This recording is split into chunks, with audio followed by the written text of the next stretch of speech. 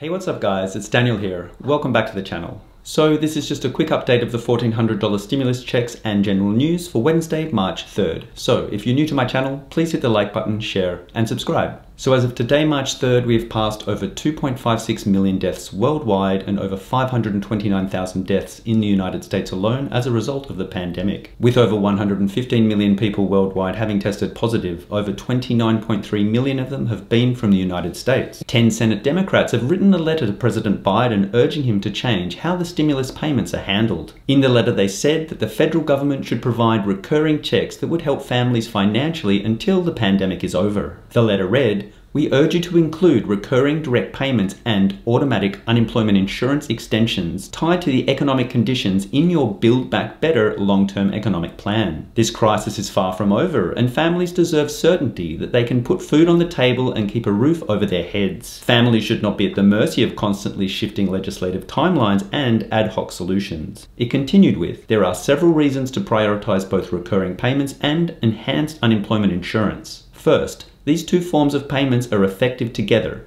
Unemployment insurance has replaced lost income for millions who have lost their jobs. But millions of others do not qualify for unemployment insurance after seeing their hours reduced, switching to lower paying jobs, or temporarily leaving the workforce to care for family members during the pandemic. Direct payments are crucial for supporting struggling families who aren't reached by unemployment insurance. An Urban Institute study suggests that a single direct payment of $1,200 combined with an extension of enhanced unemployment insurance and other assistance could keep 12 million people out of poverty, and adding a second direct payment could keep an additional 6.3 million people above the poverty line. Claudia Sam, an economist who has worked with the Federal Reserve, also said, "The decades of research on stimulus checks back up the argument that much of this is spent, which helps stimulate the economy, and sources like the census show there is an immense need for more funding despite the fitful recovery. The reason we aren't in the 1933 world when things were really bad is because the federal government and the Federal Reserve stepped in. But we aren't out of the woods yet." In a statement on Tuesday, President Biden said that Neera Tanden has withdrawn her nomination for Office of Management and Budget. Speaking about the matter, President Biden said, "I have the utmost respect for her record of accomplishment, her experience, and her counsel, and I look forward to having her serve in a role in my administration. She will bring valuable perspective and insight to our work." This news comes after multiple senators said that they would not support her after citing some of her tweets that criticized some members of Congress. In her withdrawal letter, Neera Tanden wrote,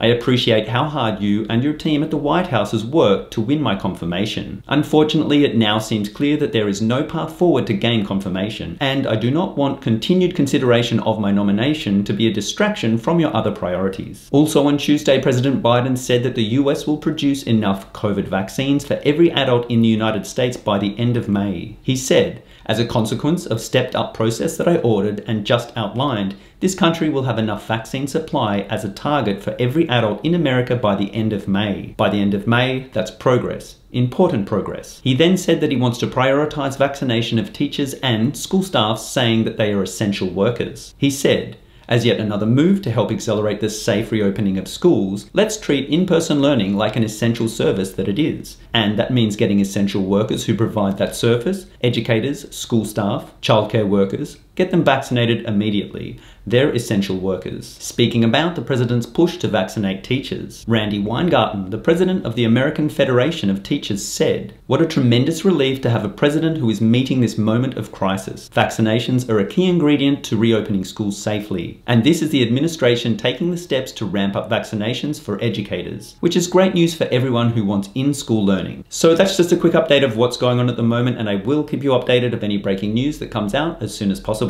I hope you've enjoyed this video, and if you have any questions at all, please leave a comment down below and I will get back to you as soon as possible. Also, make sure to click the link below to get your 2 free stocks from WeBull valued at up to $1,600 when you open an account and deposit $100. And as always, please like, share, and subscribe.